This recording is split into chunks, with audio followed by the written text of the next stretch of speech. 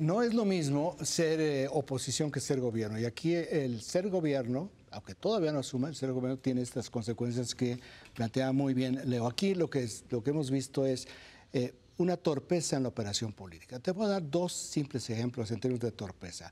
El día que anunció Andrés Manuel López Obrador que la consulta sobre el aeropuerto, un equipo experimentado hubiera tenido desde las 8 de la mañana al futuro secretario de Hacienda de Nueva York, hablando con los mercados, diciéndoles, va a pasar esto, no se preocupen, esta es la manera como lo vamos a resolver, esta es la razón por la cual vamos a cancelar, pero todo está garantizado. De esta manera, hubiera habido un impacto, pero hubiera neutralizado el daño. El otro tema que es el de las comisiones. Lo dice la Conducef, casi textual, pero lo dijo hace 2 años la Comisión Federal de Competencia. Por lo tanto, no tendrían por qué haberlo sacado después de ver el movimiento, que esa es la falta de entendimiento del movimiento de los mercados, de lo que son los mercados, y podría haber sido en enero, en febrero. Andrés Manuel López Obrador, ya presidente, decía, bueno, la COFESE dice que las comisiones de los bancos son muy altos. La COFESE, que lo dijo hace 2 años, que no puse yo a quien preside la COFESE. ¿Por qué no platicamos con los bancos para ver de qué manera podemos nosotros arreglarlos? Pero no la neoliberal COFESE. Pero exactamente, pero entonces ahí van empatando logrando sus objetivos, pero sin generar todo este tipo de tensión. El modito. Y las condiciones. Pero en el modito viene el susto. Y la rodilla. Tú te vas y yo a acordar, creo que sin el susto, no sé si la rodilla. No, pero tú te vas a acordar no muy estoy bien, defendiendo Leopoldo, el sistema, pero digamos, así funciona. Porque estamos en una situación similar y distinta al 94-95 en el cambio de gobierno.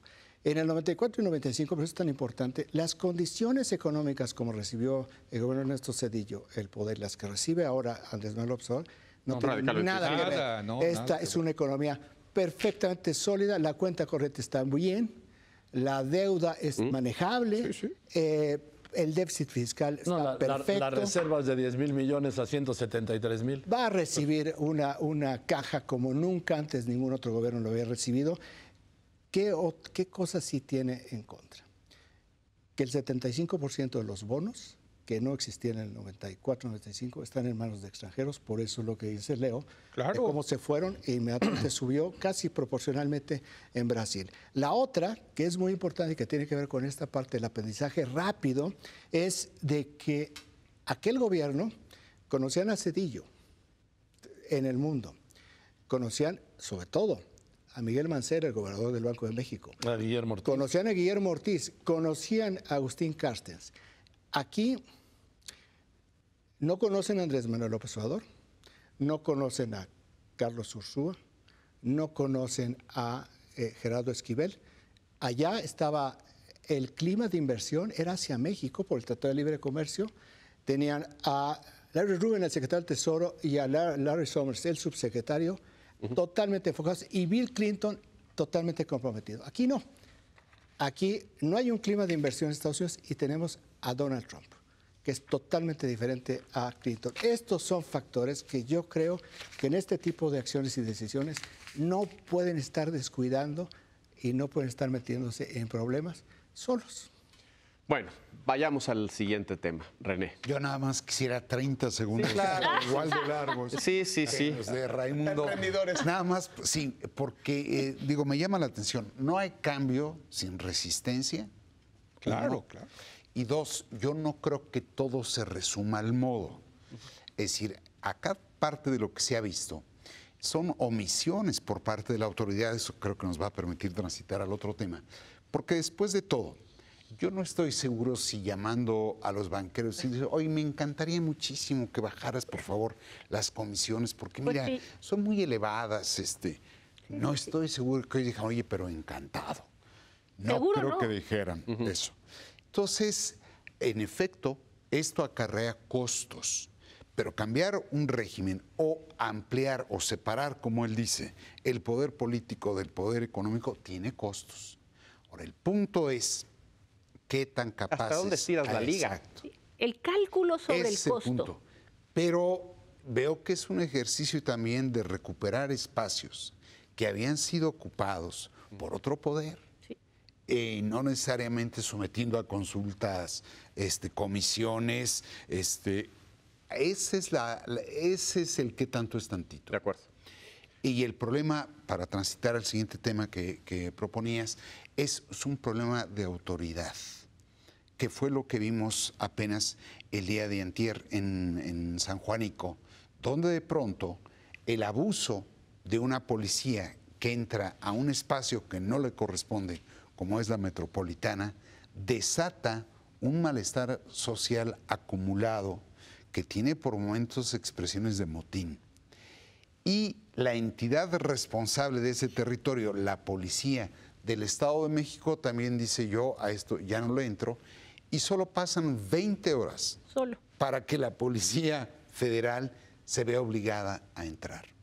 Pero es que hay como una ruptura, un océano, digamos, entre la sociedad y la autoridad. Totalmente. Así es. Que complica mucho la actuación de la autoridad. Pero vaya, parece que se lo ganaron a pulso, ¿no? Ahora, ese es el punto. La burra no era arisca, ¿no? Y ese es el punto justamente, Leopoldo. Es decir, parte de lo que se tiene que reconstruir es la autoridad, A ver, Leo, vamos, Leo y después Carlos. En este Bueno, tema. yo creo que es un viejo tema, ¿no? O sea, lo hemos visto varias veces en varios lados de la República, que es la reacción de la sociedad en contra de una policía que consideran abusiva. Es el pueblo sabio, ¿no? Movilizándose en contra del autoritarismo policíaco, ¿no? Y a mí me parece que es una muestra más de lo que tenemos que recomponer en este país, que es la confianza en las instituciones que manejan el monopolio legítimo de la violencia, que es el Estado. Si no recomponemos eso, pues va a ser muy difícil realmente resolver el tema de la inseguridad. Estaba viendo, creo que tú lo mencionaste hoy en tu noticiero matutino, que ante las declaraciones del abogado de la defensa del Chapo Guzmán, la mayoría de la gente le cree más al Chapo Guzmán que a los expresidentes Calderón y el presidente Peña Nieto. Bueno, perdónenme, pues algo bien jodido está en este país, ¿no? Para que un criminal, un asesino como el Chapo Guzmán tenga más credibilidad que los que fueron representantes, jefes de nuestro Estado, los representantes de las instituciones. Estamos muy mal en ese sentido. A ver, si vas a defender que el Estado, y en este caso a través de los cuerpos policíacos, tienen el monopolio sobre el uso de la fuerza, tienes que tener una legitimidad para eso. Y lo que ha hecho sistemáticamente la policía, y me parece increíble que después de tantos años sigamos viendo episodios como el que vimos en San Juanico, es que cada vez que ejerce ese uso legítimo de la fuerza, deja abusos, atropellos, vulneraciones, violaciones, destrozos, o sea, deja un desastre en el camino. En la medida en que no tengas una fuerza policial capacitada para enfrentar cosas de esta naturaleza, que en México pasan muy seguido, además, es increíble que no tengan los protocolos, no los tienen, pero que no los sigan, ¿no? Para entrarle a esto, y en esa medida, si no le entran con protocolos correctamente, etcétera, etcétera, se van a ir ganando una legitimidad y entonces ya van a dejar de pasar estas cosas, pienso yo. A ver, primero, no es nada más San Juanico. Lo hemos visto en Puebla con el huachicol, lo hemos visto en tantísimos lugares. Es decir, la reacción natural de la gente. El otro día un caso terrible, un policía que trata de evitar un robo y que se enfrenta al policía, es casi linchado por la gente, a pesar de que estaba haciendo lo que pediríamos que cualquier policía hiciera. El policía fue linchado. Claro, estaba a punto de ser linchado y el policía lo único que hizo fue perseguir al ladrón con sus medios. ¿Pero por qué lo iban a linchar? Bueno, porque por definición el policía es el culpable, es lo que te estoy diciendo. Entonces, esto pasa en todas partes. Ahora, echarle la culpa a los policías que rompen. Exacto, es el tema. Echarle la culpa a los policías que rompen con los protocolos, yo no estoy de acuerdo. Son policías que pagan su uniforme, Policías que tienen que invertir para tener su gorrito. Son policías que a veces tienen que comprar, 5% de los policías del país han tenido que comprar sus armas con su propio Sus dinero, balas. sus balas. Entonces, la verdad, ¿es el policía? No, es un sistema corrupto en donde los comandantes hacen unos negocios extraordinarios. Son unos comandantes de policía y una estructura policíaca que lo único que le manda al policía es la sensación de que ellos son los que ganan, ellos son los que están de acuerdo con el crimen. Entonces, ¿le vamos a echar la culpa al policía que se excedió? Yo no creo. Yo creo que el problema de fondo es esa estructura. Sí. Y mira, ayer Alejandro Ope me dijo una frase tremenda a partir de estos datos del INEGI. Tenemos la seguridad en el país por lo que nosotros estamos dispuestos a pagarle a los policías. Tenemos la policía que nos merecemos y por lo tanto tenemos la inseguridad que nos merecemos. Pero los policías han sido totalmente abandonados en este país y no podemos cargar en ellos el que si compren un protocolo. No, perdón, cuando llegó la Policía Federal a la Ciudad de México y descubrió que todos los bares de la Condesa, de la Roma y demás estaban siendo extorsionados, descubrió que los que tenía que entrar la Policía Federal, porque la Policía de la Ciudad de México no iba a hacer absolutamente nada, totalmente metida en el business. A ver, Joaquín. Me coincido con lo que dice Denise. Ahora resulta que los policías tuvieron la culpa. No, los policías es la cola de un sistema corrupto e ineficaz. Leopoldo. ¿Por qué? Porque ¿quién no tomó la decisión durante 20 horas de resolver el problema? Era una intifada. No había ningún respeto por nadie. La policía arrinconada, recibiendo pedradas, ¿sí?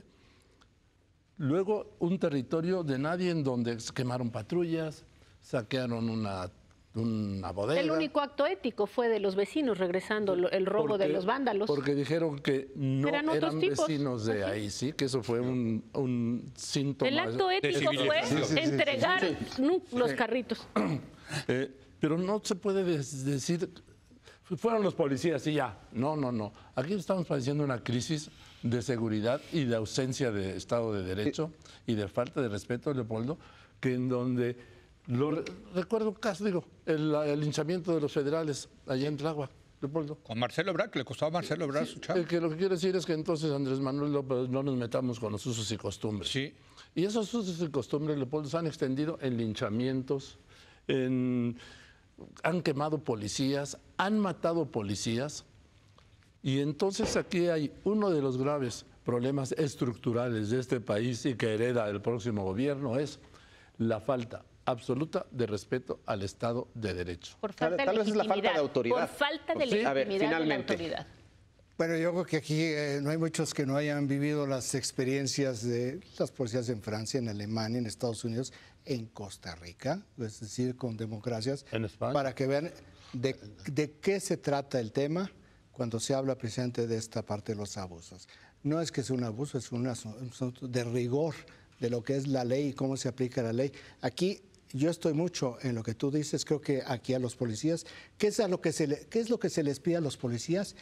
Que salgan a poner el cuerpo, nada más. Entonces, para ver esta parte de los abusos, yo creo que habría que ver exactamente qué es lo que sucedió, qué es lo que hubo acumulado, qué pasó en esas 20 horas que mencionas, Joaquín, con los policías, porque ustedes aguanten, porque no pueden levantar la macana. ¿Por qué razón?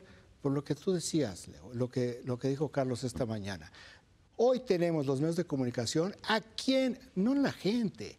¿A quién le damos mayor autoridad en términos de legitimidad y de credibilidad de lo que sucedió ayer en la apertura del juicio del Chapo Guzmán? Al delincuente. Al abogado del Chapo. No, increíble eso. Al Eso abogado sí. del Chapo. Ni siquiera hacemos un matiz, equilibramos. Nosotros mismos estamos violentando lo que y estamos ayudando a la parece que es una legalidad. consecuencia. Porque no una parece causa. creíble, exacto, es que es una consecuencia. Primero se perdió la credibilidad de la autoridad, como dice Leopoldo, y después viene el que la gente cree más en el abogado, siente que está diciendo la verdad. Sí. O sea, Una verdad estamos en un oculta. problemón.